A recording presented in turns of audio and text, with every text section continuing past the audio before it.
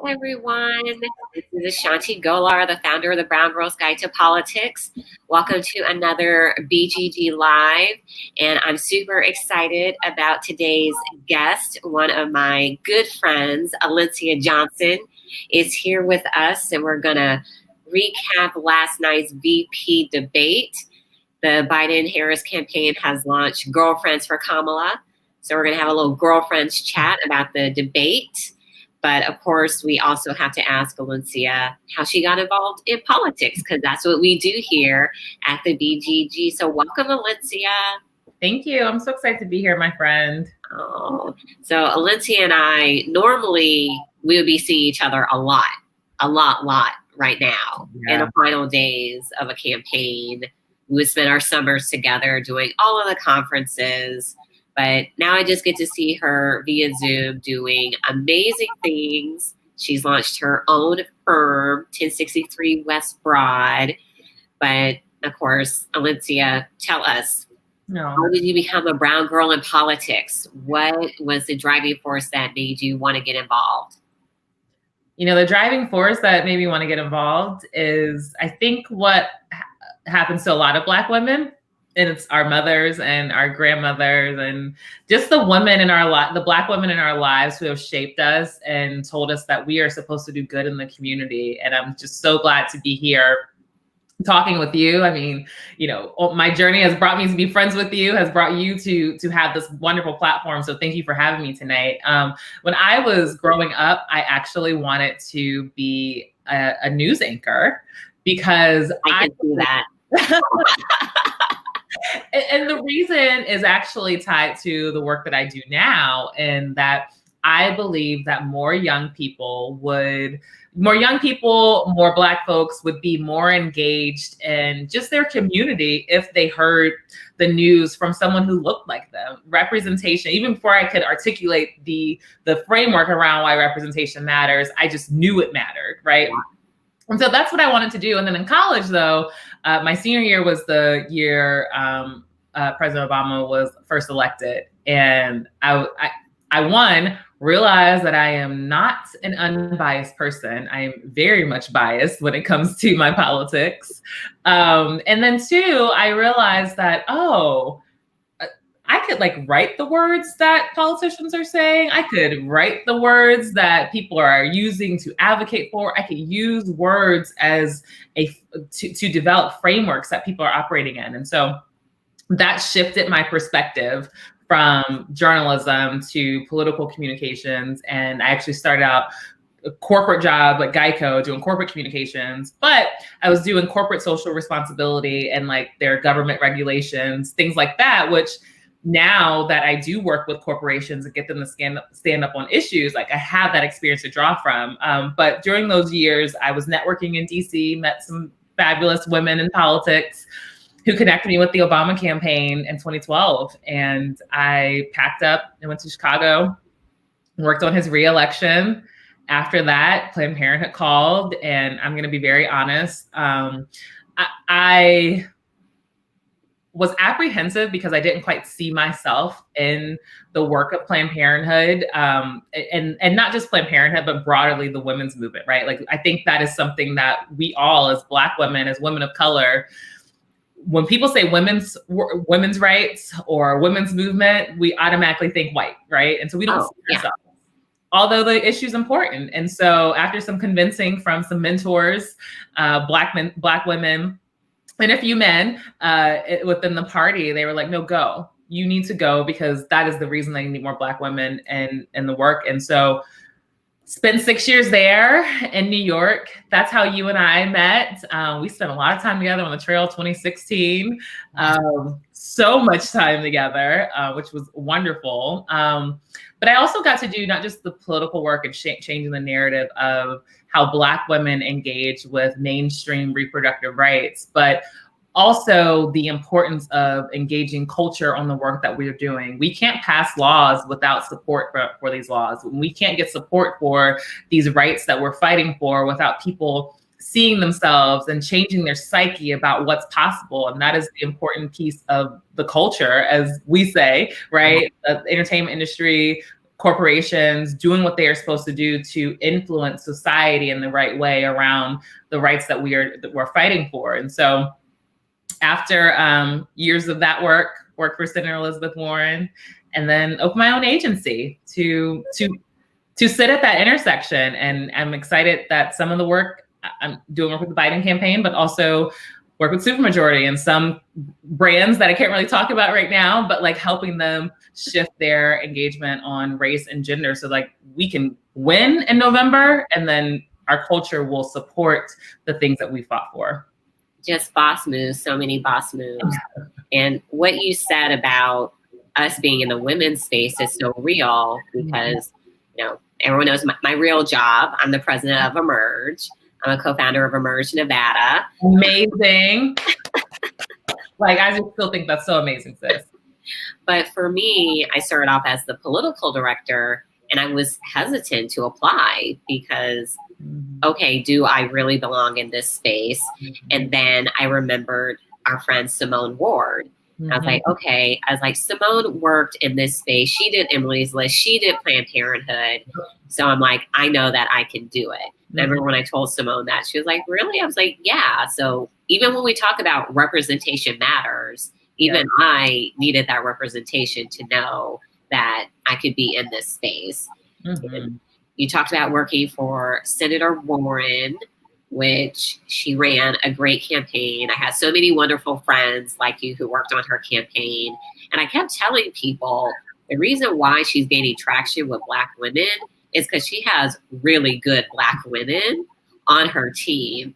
And I think if we just talk about that for a second, we know sometimes we get flack if we want to be Black people working for the white candidate, but she was just so authentic and real about what she knew, but what she didn't know. That's right.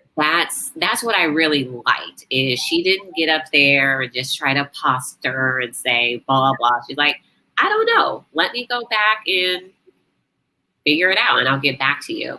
So what was it like working on the senator's campaign, a campaign that really centered Black women? Yeah. Working Black people in so many ways.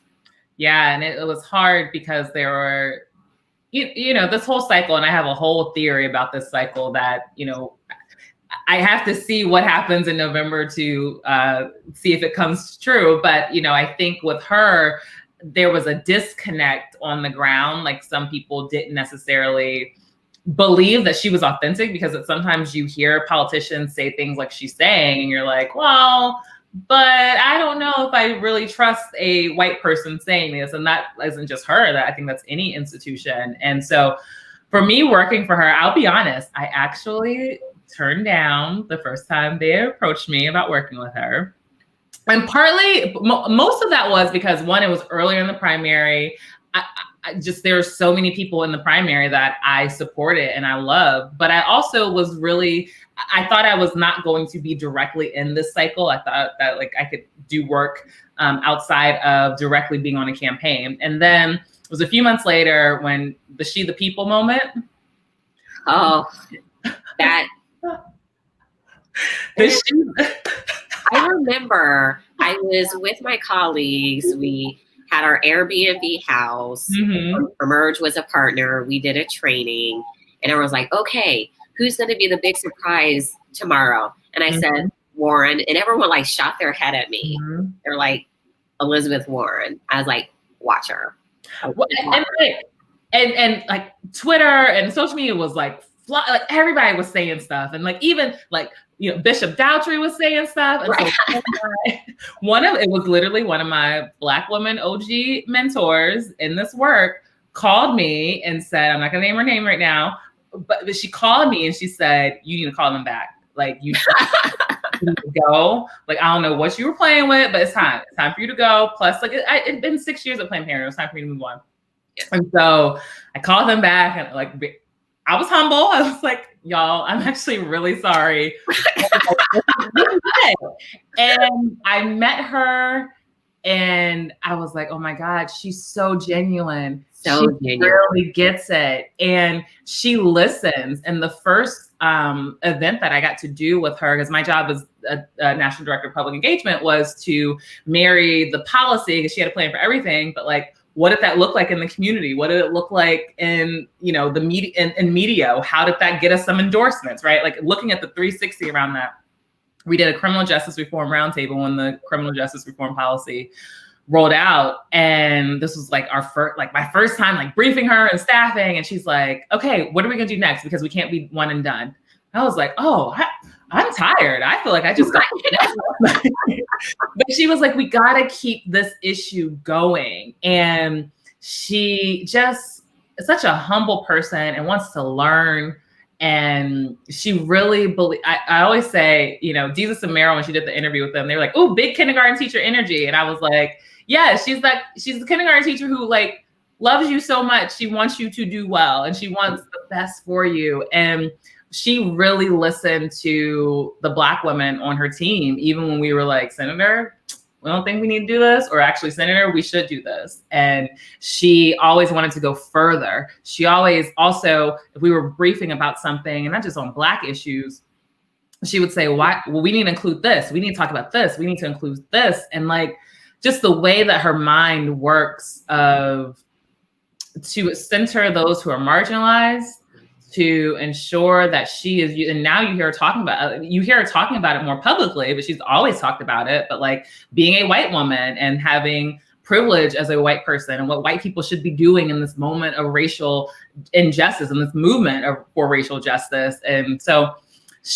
that has been one of the most special experiences. Our very last event together was crossing the Edmund Pettus Bridge, and I was staffing her, and like Congressman Lewis was there, and like I was between her and Reverend Jesse Jackson, because he loves Senator Warren, and we're like right there. And then like I remember at one point like Stacey Abrams said, Senator, come over this way to be like over here with some of us. It just was like, for that to be the last time that we were all together, like that is something that I will cherish. And the embrace that she had from Black folks, grass tops, grassroots, old guard, new guard, it was like, yep, she's onto something. And that's why folks are still like championing her and like, you know, working with her and following her leadership. Yeah, she's a great leader, and I love the fact that she has endorsed a lot of our Emerge alums that are on the ballot. And people have heard me say this all the time. When I think about servant leaders and servant leadership, I think she is the epitome of that. She is literally doing it for the right reasons. And yesterday she posted just the cutest photo of her and Senator Harris wishing her good luck at the debate. Let's talk about that debate.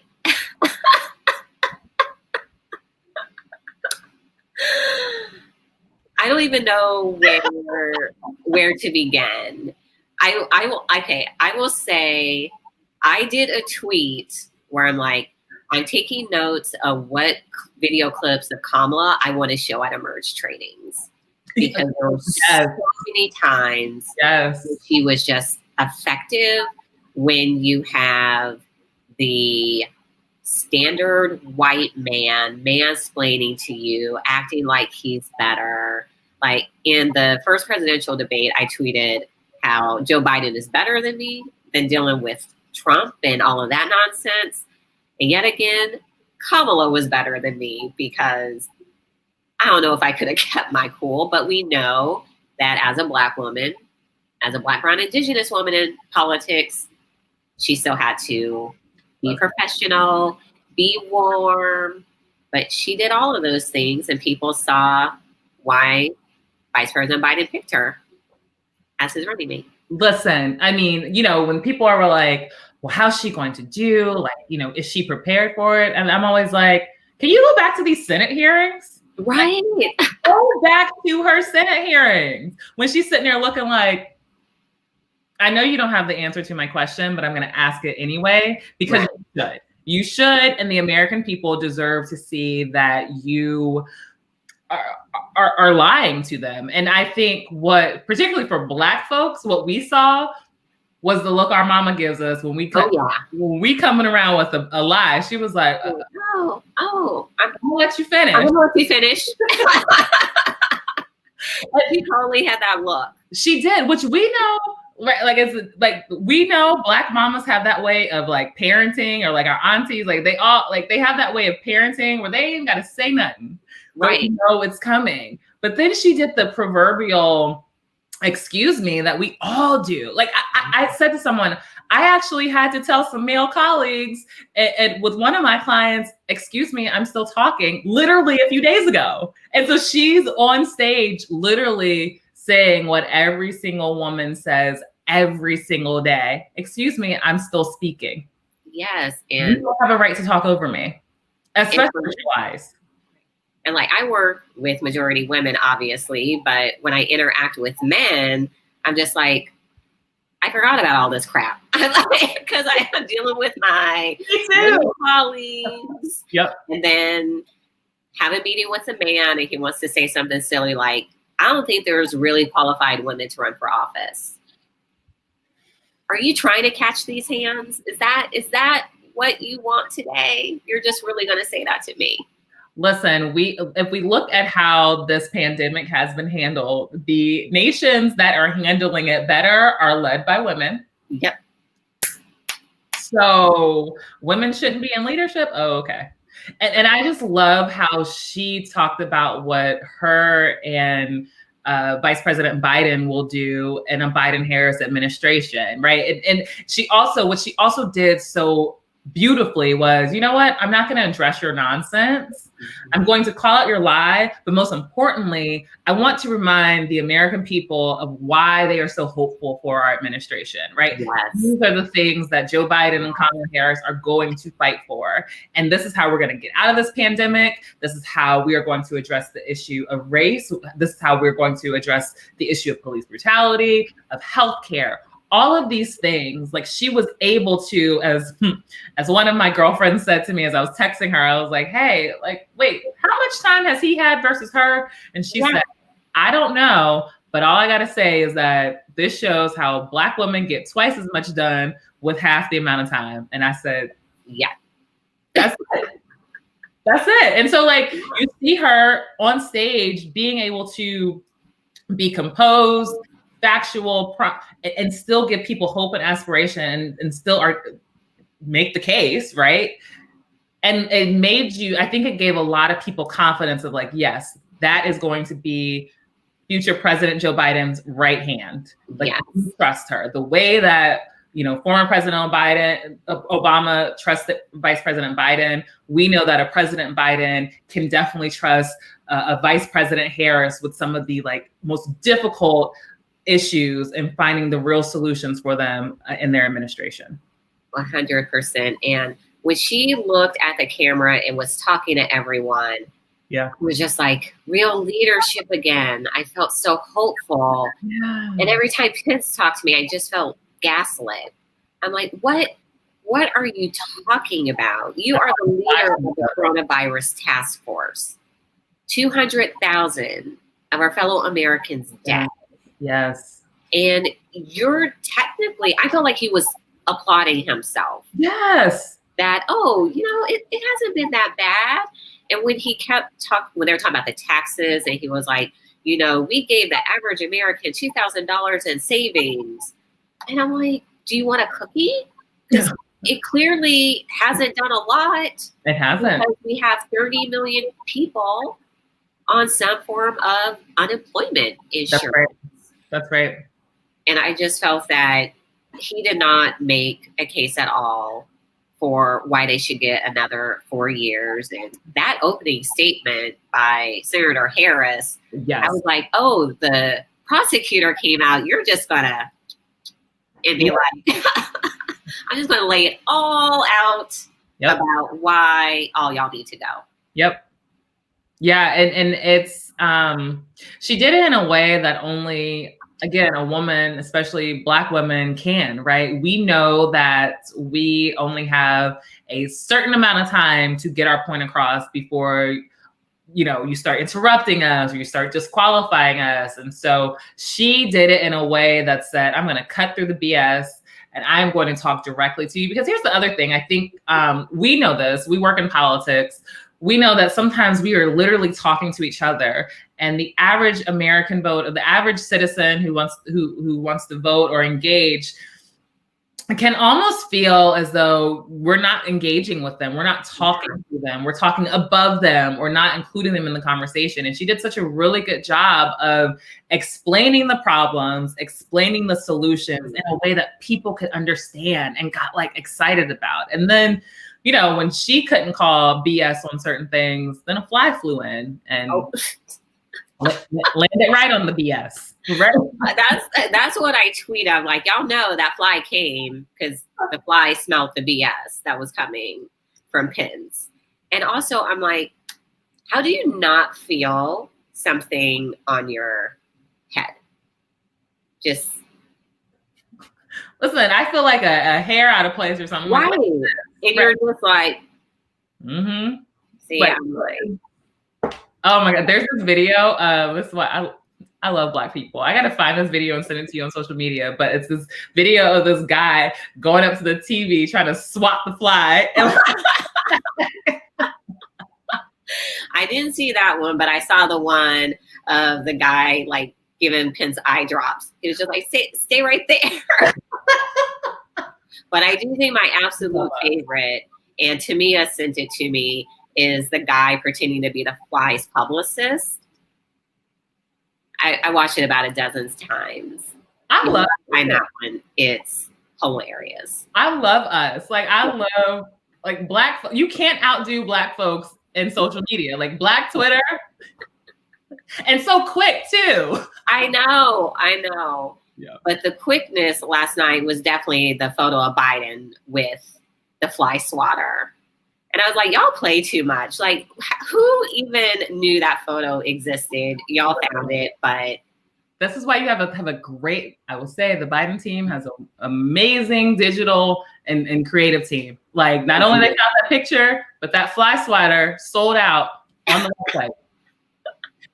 I didn't get one on the campaign website. But another moment of the debate, and I want to tie in some of your work at Planned Parenthood, is we know we have this Supreme Court vacancy. We have the hearings coming up, and we got to be real. We now know that Amy Coney Barrett, she actually authored a piece, signed it, wanting to overturn Roe v. Wade. And we know that with Brett Kavanaugh, we know how he's going to vote. This could really happen. And it's something Senator Warren said, and she was like, oh, rich white women will still be able to get abortions. Exactly. It's going to be poor Black and brown people that are going to suffer. So from your experience at Planned Parenthood, you know, you all have dealt with this so many times. For the people who are really worried, what is the best way for them to get engaged and make their voices heard with their elected officials, their senators, that you cannot vote to confirm this woman? You know, I'm so glad you brought that up. And it's so interesting because abortion becomes stigmatized when we're talking about the people who have more barriers in accessing abortion care, right? So, you know, there's no reason to worry about whether or not it's law when, to what Senator Warren said, and what we all know, rich white women will figure out a way to end a pregnancy. It will impact low-income women and not just Black and brown, low-income white women too. It will impact Black women, Latina women, Indigenous women. It will impact, people who actually, and it's beyond just the choice of having and of seeking out an abortion, right? Like, people are trying to criminalize women for miscarriages, and we are just getting, which is so scary because that's terrifying when I see an article pop up that a woman's mugshot, that she was arrested and jailed for having a miscarriage. And we just know Christy Teigen, she publicly shared about hers. We have all of these celebrity women using their voice, their platform. And we're realizing it is a common thing. It's just it's stigmatized. Yep. So people don't talk about it. I'm like, are you really going to go jail like celebrities? Right. But just anyone, because how our bodies work. And that's, my mother, my dad's a pastor, and, so obviously my mom's the first lady of a church. And I remember she called me telling me that she heard some news about criminalizing women who have miscarried. And she was in tears because she was ministering to a woman in the congregation who had suffered a miscarriage.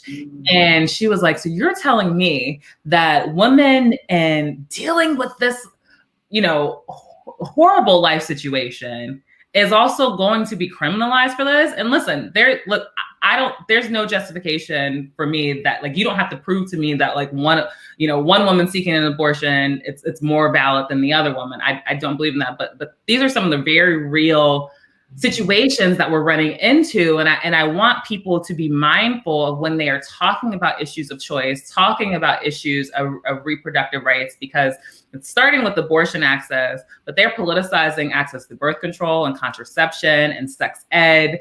And it is really alarming because it is impacting the most vulnerable populations. And it also is going to impact a whole lot of people who think it doesn't touch them. And so one of the ways, you asked the question of how people should get involved, I tell people that voting is just the first step. But like with this conversation, you need to be picking up your phone and calling your senator. Remember, all these taxes that we're paying, a lot more than $750 a year. That is paying the salary of all of these elected officials, and they answer to us. And so we have to, I know Planned Parenthood does a really good job of connecting people with their senators and their representatives that they need to get in touch with and let them know that they stand against this. Listen, I think we have given away our power to electeds at times when we say, well, they're elected, they're in office, I can't do anything about it. Yes, you can. You literally can hold them accountable. So if you don't feel safe marching and protesting, pick up the phone, literally pick up the phone and continue to call and get your friends to call, get your family to call, because it is so important. And Supreme Court seats are lifetime appointments. And the other piece of that too is, regardless of what happens at the presidential level, the Senate confirms judicial appointments. And so we have an opportunity to flip the Senate too. So two things here. I think we need to flip the Senate for two reasons: to hold whoever is in office in power, but then also when Joe Biden and Kamala Harris win, they have a Senate to do the things that they need to do, right? Because they cannot get the things done that we need for them to do without the Senate. And a lot of that isn't making sure that our courts are protected. That is so important. And we have a podcast episode with Anisha Singh from Planned Parenthood talking about the importance of the courts, because Trump told us during the debate that's going to be his legacy. He laid it all out, y'all, and they're already doing it. One thing Mitch McConnell is good at getting past is those judges. Yep. So really, we really got to pay attention to the Senate and talking about still getting people involved. You do work with Supermajority. They just had Supercharged 2020, their virtual event. So good. They're a partner at Emerge. I love what they're doing. So tell everyone a little bit more about Supermajority and how they can get involved. And also these really cute shirts. All of y'all were rocking on Instagram. I was like, I want a shirt. We'll get you a shirt. Make sure. I'll talk to you. We're gonna get you a shirt. So Supermajority I'm so grateful to be working with them. My company is getting to work with them around their work as to become the political home for women, right? And founded by Cecile Richards, Aijin Pu, Alicia Garza, founded by a coalition of women from different backgrounds and experiences to build this intersectional movement. And Supermajority right now is focused on getting women vote ready, getting them the resources they need, getting their voting plans together, encouraging them to vote early. And so they just had a day of action, Supercharge Women All In on September 26th. And then next week on the 17th, they're going to have another big activation, Women Are Voting, because we can literally, a majority of people in the country can vote by October 17th. And so it's going to be a really critical day. And the beautiful thing I love about Supermajority is that, yes, they are having a conversation about the election, laser focused on getting people out to vote and voting on our critical issues. But they are also very clear that voting is just one piece of the work. Mm-hmm. And so, you know, as soon as election day happens and we have the results, I promise you, Supermajority is going to be an organization that women can continue to engage with and should continue to engage with, to continue to hold our elected officials accountable, to organize and advocate for the issues that we care about. You know, they do a lot of trainings with women who don't see themselves in politics. They have Majority Leaders Program. They have so many unique stories from women, first-time voters, and women who don't find themselves as being quote unquote political, but now they're organizing their communities. And so it's beautiful. And then yesterday we launched, I was so excited about this. We launched a campaign with Argent Workwear, the Powerhouse Women's Workwear. If you look at the hashtag Ambition Suits You, there's a hot pink pantsuit all over Instagram. So cute. It's so cute. And if you like it, you should put your order in soon, because I'm hearing like it's selling like hot. It's selling as hot as the pink is, right? And proceeds go to, some of the proceeds actually go to Supermajority and the work that they are doing. And I just think, you know, if we can build an army of women, because women are the majority. And when, you know, President Biden and Vice President Harris go into that White House, there needs to be an army of women who not only got them there, but are also going to work to make sure that the things that we are all fighting for will come to light in this administration. And I'm so grateful when, you know, start talking to our friends over there and they're like, well, let's do some work together in this cycle. And it's been exciting. It's a lot of work, but it's so fun and it's so inspiring. Like, women from all different ages, different corners of the country, backgrounds. It is just one of the most beautiful coalitions that's being built right before our eyes. It is. And I was able to talk to Cecile for one of our Emerge Leaders Matters virtual salons. And I asked her, you know, when Supermajority started, why was it so important to you to have, you know, women of color there? And she's like, it's time for me to take a backseat because this is a future. Yeah. And I had to tell her, it was so refreshing to hear that, because you do not hear that a lot in these spaces at all. And I appreciate everything that she's continuing to do with Supermajority. Yeah. And I love that, you know, I love that she talks about, you know, how white women have to do better. And I said to someone that, you know, Cecile Richards and Senator Elizabeth Warren are the two white women I will always work with, because they are understanding of their privilege, and they are understanding the not only the privilege that they have to shift the conversation and to galvanize certain communities, but they also understand the responsibility to concede to the leadership of women of color, like putting more women of color in the forefront. And Cecile is also very intentional of that. And I love what is happening. You have white women leaders like Cecile Richards and Senator Elizabeth Warren having this very authentic conversation about how white women need to get it together.